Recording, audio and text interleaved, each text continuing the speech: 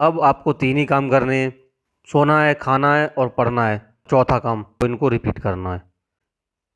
एक बात और ध्यान रखनी है, खाने का मतलब है अपनी सेहत पे ध्यान देना है आपको। ऐसा नहीं कि खाना पीना सब छोड़ देना है। हेल्थ आपको प्रॉपर मेंटेन रखनी है। अपनी हेल्थ पे सबसे पहली प्रायोरिटी देनी है।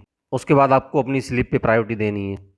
ये दो चीज़ें अगर मैनेज हो गई, फिर आप अपना बाकी का बचा हुआ टाइम पढ़ने पे दीजिए। क्योंकि अगर आपने सारा टाइम इस पे दिया और बैड लक से कहीं स्वास्थ्य आपका गड़बड़ हो गया तो ये सारा जीरो हो जाएगा। जय हिंद दोस्तों। पिछले कुछ दिनों से कुछ स्टूडेंट्स का मैसेज आ रहा था कि सर अब जो आखिरी के दिन बचे हुए हैं उनमें कैसे टाइम मैनेज करें, कैसे क्या सब्जेक्ट को कैसे रिवाइज करें। बहुत प्रॉब्लम आ रही है, ऐसा लग रहा है कि कुछ भी नहीं पढ़ा, सारी चीज़ें भूल गए हैं।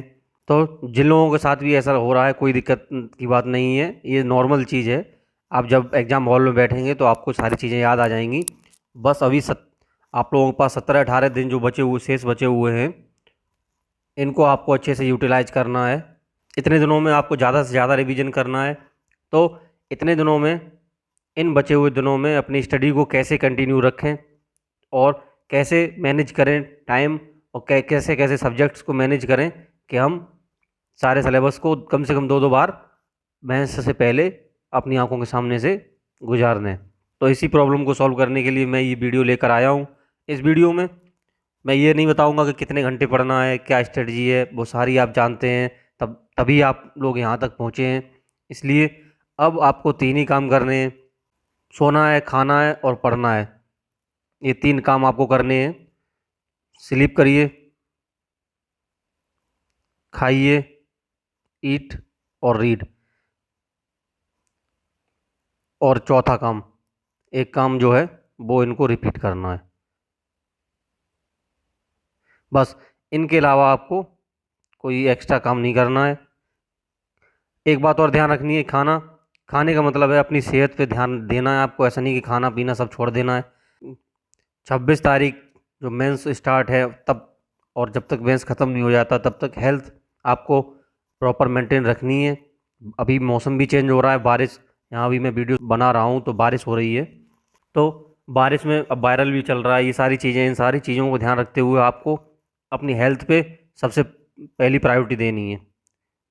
उसके बाद आपको अपनी स्लीप पे प्रायोरिटी देनी है।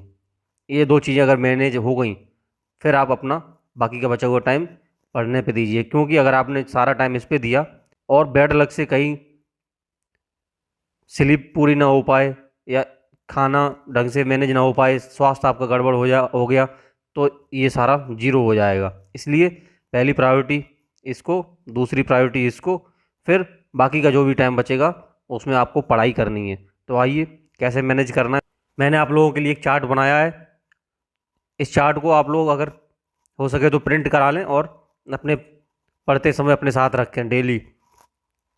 और इसमें मैंने डेट वाइज डेली टारगेट दिए हुए हैं, और उन टारगेट को जैसे जैसे कंप्लीट होते जाएं आप क्रॉस करते जाएंगे या टिक सही का निशान लगाते जाएंगे जैसे कंप्लीट हो जाएगा। अब बेसिकली आप करना क्या है कि 17 बचे हुए दिन में मैंने आज से प्लान नहीं करना कि आगे क्या करना है, अब हम रिवर्स में प्लान करेंगे क्या करना है। तो ये मेरा तरीका है। वैसे तो तरीके बहुत होते हैं, लेकिन मैं इस तरह से ही काम करता हूँ कि आखिरी बचे हुए दिनों में मैं रिवर्स प्लानिंग करता हूँ कि तो इस चार्ट को कैसे यूज करेंगे। इस चार्ट को मैंने रिवर्स प्लानिंग करके बनाया है। आपको अपना अब 26 से प्लान करना है कि 26 को आपको क्या करना है, एग्ज़ाम देना है, तो आप 25 को क्या पढ़ेंगे, 24 को फिर आपको क्या पढ़ना है। ऐसा मैंने आपके लिए रिवर्स प्लान बनाया है। इस चार्ट को आप कैसे यूज करेंगे, जैसे आज मान लो 9 सितंबर है, उसको आज 17 दिन बचे हुए, ये आपके रिमेनिंग डेज हैं, ये आपका काउंटडाउन है। यहाँ आपके दिन डे बाई डे देख रहे होंगे कम होते जा रहे हैं।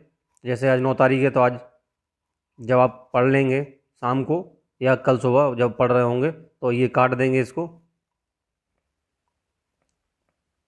क्या अब आपके पास 16 दिन बचे हुए हैं।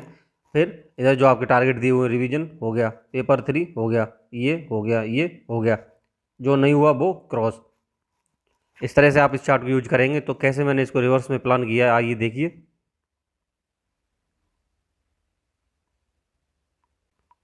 26 तारीख आपके पास कोई दिन नहीं होगा, वो एग्ज़ाम का दिन है, जिसके लिए आप सभी को बहुत बहुत शुभकामनाएं। 25 तारीख को आप लोगों को पेपर 1 और पेपर 2 ऐसे पढ़ना है। ये प्लान देखिए, क्योंकि जब 26 को पेपर है तो आप 25 को ऑब्वियसली हिंदी और फर्स्ट और सेकंड पढ़ेंगे, इसीलिए रिवर्स में हम प्लान करते हुए चले आ रहे हैं। ये रिवीजन जो लिखा हुआ है, ये क्या रिवीजन, रिवीजन तो ये भी रिवीजन ही है, अब कोई नया तो पढ़ना नहीं है, सारा रिवीजन है, सब कुछ आपको रिवीजन ही है। लेकिन इस पार्ट के रिवीजन और इस रिवीजन में डिफरेंस क्या है?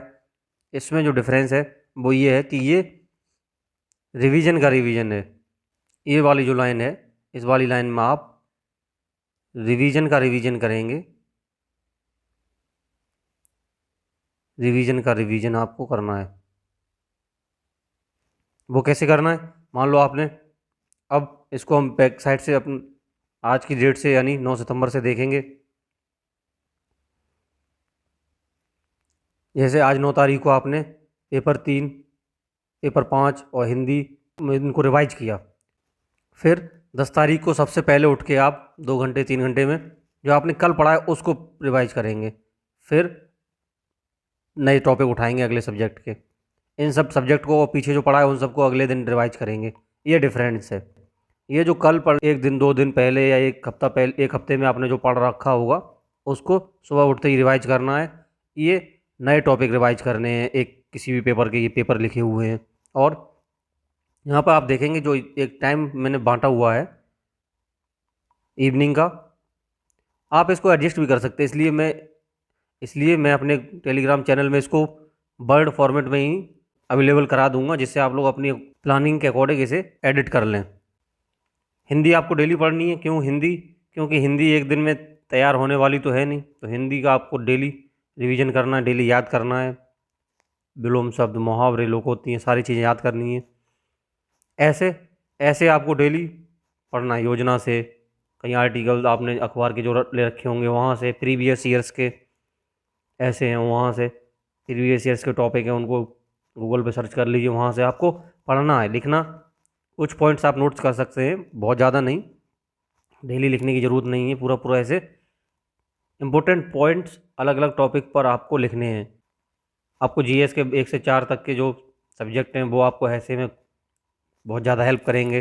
तो वहाँ से आपको कुछ पॉइंट लिखने हैं प्रीवियस ईयर्स पे कैसे ऐसे पूछे गए हैं उसके अकॉर्डिंग, ताकि आपके पास कोई भी अगर क्वेश्चन आता है ऐसे का तो लिखने के लिए कुछ पॉइंट आपके दिमाग में रहें। आगे ऐसे कैसे एग्जाम हॉल में लिखना है, क्या करना है, नेक्स्ट वीडियो में कैसे टाइम मैनेज करना है, मैं ये भी बताऊंगा। इस रिवीजन चार्ट को आप लोग स्टूडेंट्स भैया के टेलीग्राम चैनल से जाके डाउनलोड कर सकते हैं। बाकी कौन सा पेपर क्या है सब पढ़ने की ज़रूरत नहीं है, आप लोग देख लेना। हाँ, इसमें एक चीज़ ये है कि मैंने इसको ऐसे बनाया है कि आपके सारे सब्जेक्ट कम से कम 2 बार आपके आंखों से निकल जाएंगे, 2 बार आपको रिवाइज हो जाएंगे। मैंने जीएस 7 और 8 जो यूपी स्पेशल का नए सब्जेक्ट ऐड हुए हैं उनको थोड़ा ज़्यादा टाइम दिया है, क्योंकि नए जो सब्जेक्ट ऐड हुए हैं उनको पढ़ने का आप लोगों को कम समय मिला होगा और उनका वेटेज इस बार बहुत ज़्यादा होगा। ऑप्शनल की जगह वो सब्जेक्ट लिए गए हैं, इसलिए मैंने उनको थोड़ा टाइम ज़्यादा अलॉट किया है as compare to other subject. वो आप लोगों ने पहले ही पढ़ रखे हैं, तो आप लोगों को हालांकि कोई दिक्कत नहीं आएगी। इस चार्ट का यूज कीजिए। अब जैसे अगर 20 तारीख को आप पढ़ रहे हैं, इसको देख रहे हैं, तो यहाँ पे चाहे आप इसको गोला कर दें, चाहे आप इसको काट दें कि हाँ 5 दिन बचे हुए हैं, काउंटडाउन आपको ध्यान में रखना है। ये सारी चीज़ों के साथ अपना रिवीजन करते रहिए। अगले वीडियो में मैं बताऊँगा कि कैसे एग्ज़ाम हॉल में टाइम मैनेज करना है, कैसे ऐसे लिखना है, क्या करना है। तब तक अपना रिवीजन करते रहिए। अगर आप लोगों को भी अभी रिवीजन करते समय कोई समस्या आ रही है तो वो आप हमें कमेंट में या हमारे टेलीग्राम चैनल पर पूछ सकते हैं। तब तक रिवीजन करते रहें। जय हिंद।